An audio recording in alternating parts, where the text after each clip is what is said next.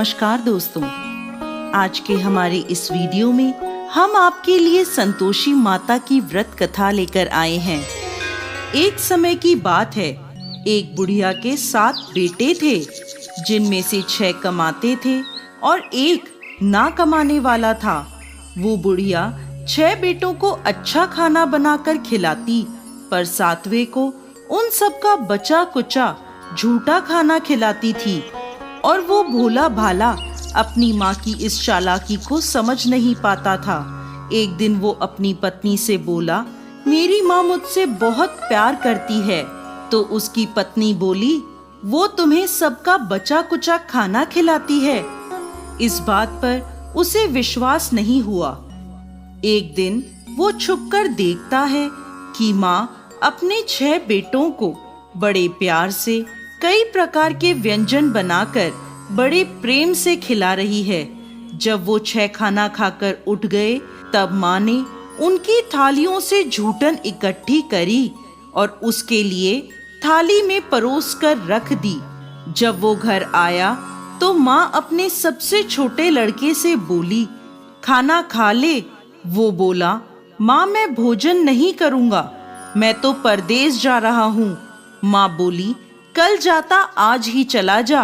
वो घर से निकल गया और गौशाला में पहुंचा, जहां उसकी पत्नी गोबर के उपले थाप रही थी।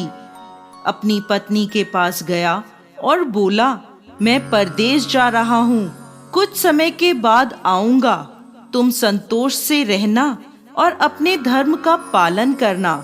इस पर उसकी पत्नी बोली, स्वामी आप आनंद से जाइए, मेरी चिंता मत करें, मैं तो राम भरोसे यहाँ रह लूंगी। ईश्वर आपकी सहायता करे। अपनी कोई निशानी मुझे दे दीजिए, जिसे देखकर मैं धीरज करती रहूंगी। इस पर वो बोला, मेरे पास इस अंगूठी के सिवा कुछ भी नहीं है, तुम ये रख लो और मुझे भी अपनी कोई निशानी दे दो। वो बोली, मेरे पास तो कुछ भी नहीं है, बस ये गोबर से भरे हाथ हैं। ये कहकर उसने अपने पति की पीठ पर गोबर के हाथ की थाप मार दी। वो चल दिया। चलते चलते वो दूर किसी नगर में पहुंचा और एक व्यापारी की दुकान पर जाकर बोला, भाई मुझे नौकरी पर रख लो। व्यापारी को नौकर की जरूरत थी, तो वो बोला, ठीक है, लेकिन तनख्वाह तुम्हारा काम देखकर ही बताऊंगा। वो वहीं रहने लगा और सुबह 7 बजे से रात को 9 बजे तक नौकरी करने लगा। थोड़े ही दिनों में वो व्यापारी का सारा लेन देन और हिसाब किताब करने लगा। कुछ ही समय में सेठ ने उसे आधे मुनाफे का हिस्सेदार बना दिया। 12 वर्षों में वो नामी सेठ बन गया। इधर उसकी पत्नी को सास और जेठानियां बड़ा कष्ट देने लगी। उसे लकड़ी लेने जंगल में भेजती, भूसे की रोटी देती, फूटे नारियल में पानी देती। वो बड़े कष्टों से जीवन बिता रही थी। एक दिन जब वो लकड़ी लेने जा रही थी, तो रास्ते में उसने देखा एक मंदिर में कुछ औरतें व्रत कर रही हैं और कथा सुन रही हैं। तो वो पूछने लगी, ये क्या व्रत कर रही हो? इसे करने से क्या होता है और ये कैसे करते हैं? तब एक स्त्री बोली, ये संतोषी माता का व्रत है। इसे करने से मनवांछित फल प्राप्त होता है और गरीबी, मन की चिंताएं, मुकदमे, कलह, रोग आदि सब नष्ट होते हैं। संतान सुख, धन, शांति और मनपसंद वर मिलता है और दूर गए पति के दर्शन होते हैं। उन्होंने उसे व्रत की विधि बता दी। उसने रास्ते में सारी लकड़ियां बेच दी और उन पैसों से गुड़ और चना खरीद लिया और व्रत की तैयारी कर संतोषी माता के मंदिर में पहुंची और माता से दुखी होकर विनती करने लगी, माँ मैं अज्ञानी हूँ और बहुत दुखी हूँ, मैं आपकी शरण में हूँ, मेरा दुख दूर करो माँ। अब वो हर शुक्रवार ऐसा ही करती। एक दिन माता को उस पर दया आ गई। एक शुक्रवार उसके पति का पत्र आया और अगले शुक्रवार पति का भेजा धन उसे मिला। अब वो माता के मंदिर में गई और उनके चरणों में गिरकर रोने लगी। बोली, माँ, मैंने पैसे कब मांगे थे? मुझे तो अपना सुहाग चाहिए। मैं तो अपने स्वामी के दर्शन और सेवा करना मांगती हूँ। तब संतोषी माता ने प्रसन्न होकर कहा, जा बेटा, तेरा पति जल्द ही आएगा। वो प्रसन्न होकर घर गई और कामकाज में लग गई। उधर संतोषी माता ने स्वप्न में उसके पति को पत्नी की याद दिलाई और घर जाने को कहा। वो बोला, माँ, मैं कैसे जाऊं? परदेश की बात है, लेन देन के कई हिसाब बाकी हैं। माँ बोली, सवेरे उठकर मेरा नाम लेकर घी का दीपक जलाना और फिर दुकान पर बैठना। सवेरे उठकर उसने वैसा ही किया।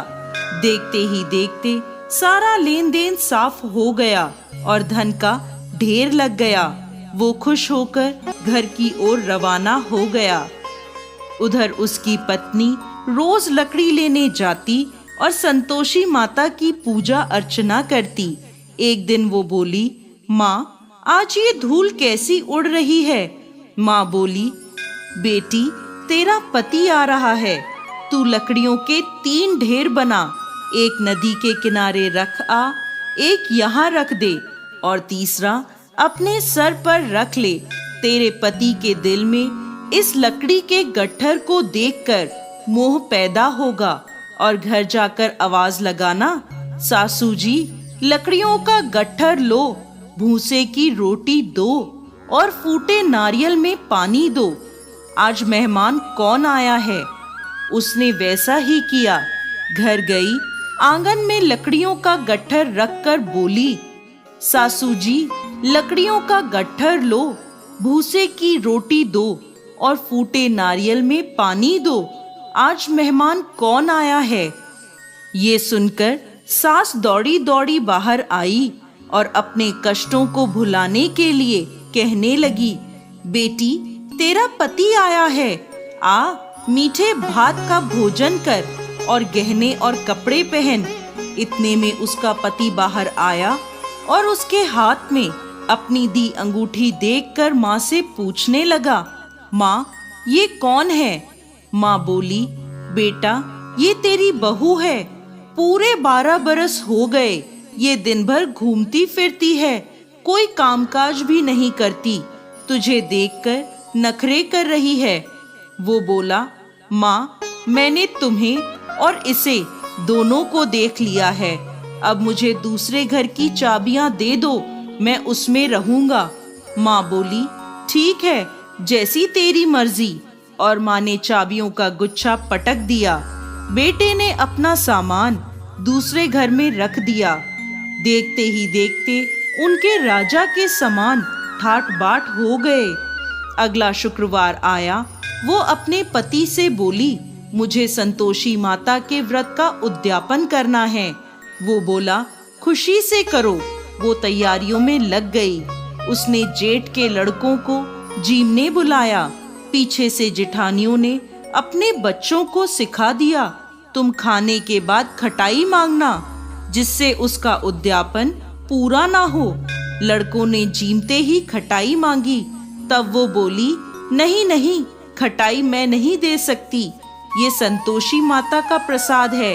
लड़के बोले, तो फिर पैसे दे दो। भोली भाली समझ नहीं सकी और उन्हें पैसे दे दिए। वो उन पैसों से खटाई लेकर खाने लगे। इस पर संतोषी माता क्रोधित हो गईं। राजा के दूत उसके पति को पकड़कर ले गए। वो बेचारी रोती हुई माता के मंदिर में गई और बोली, माता, ये क्या किया? माता बोली, पुत्री, मुझे दुख है कि तुमने अभिमान करके मेरा व्रत तोड़ा है और इतनी जल्दी सब भूल गई। वो बोली, माता, मैंने तो कुछ गलत नहीं किया। मैंने भूल से लड़कों को पैसे दे दिए। मुझे क्षमा करो, मैं दोबारा तुम्हारा उद्यापन करूंगी। माता बोली, जा, तेरा पति रास्ते में आता हुआ मिलेगा। वो चली गई। रास्ते में उसे उसका पति आता हुआ दिखा। उसके पूछने पर बोला, राजा ने मुझे मिलने के लिए बुलाया था। अगले शुक्रवार उसने फिर उद्यापन किया। जेठ के लड़कों को बुलाया। जेठानियों ने फिर उन्हें सिखा दिया। लड़के भोजन के पहले बोले, खटाई मिलेगी? तब वो बोली, खटाई नहीं मिलेगी। अब उसने ब्राह्मण के लड़कों को बुलाकर भोजन कराया और दक्षिणा दी। संतोषी माता उससे प्रसन्न हो गईं और 9 महीने बाद उसके चंद्रमा के समान सुंदर पुत्र हुआ। वो अपने पुत्र को लेकर रोजाना मंदिर जाने लगी। एक दिन संतोषी माता ने सोचा, ये रोज यहाँ आती है, आज मैं इसके घर जाकर इसका ससुराल देखती हूँ। ये सोचकर संतोषी माता ने भयानक रूप धारण करा।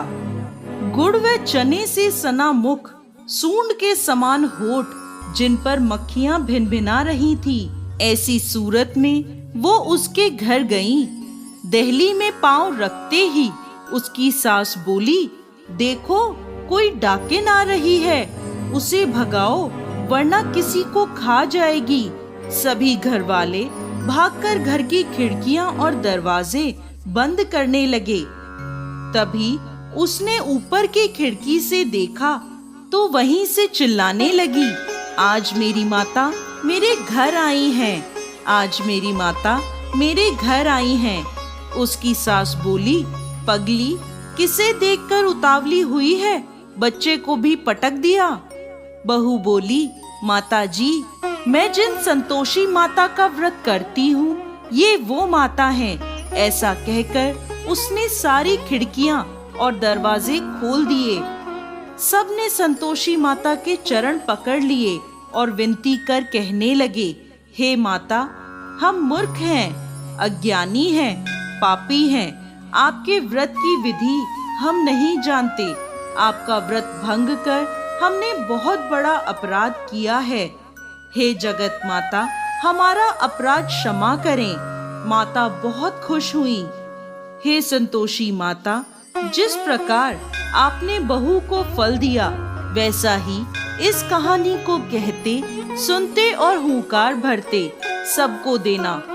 दोस्तों, संतोषी माता को संतोष, सुख, शांति और वैभव की माता के रूप में पूजा जाता है।